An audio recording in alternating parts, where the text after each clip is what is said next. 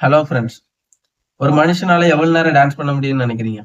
5 நிமிஷம், அதிகபட்சமா 1 மணி நேரம். ஏன் டான்ஸ்ல வேர்ல்ட் ரெக்கார்டு கூட 170 ஹவர்ஸ் தான்.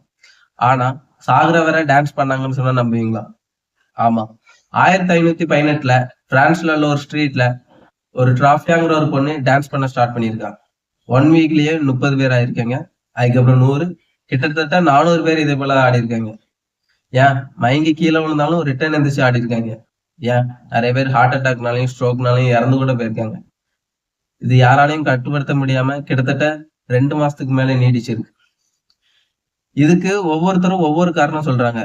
ஒருத்தர் என்ன சொல்றாங்கன்னா மால் ஹிஸ்டேரியா அப்படிங்கிற சைக்காலஜிக்கல் இஷ்யூன்னு சொல்றாங்க. சில பேர் என்ன சொல்றாங்கன்னா இது ஃபங்கைனால வந்த ஹாசிலினேஷன் அப்படின்னு சொல்றாங்க.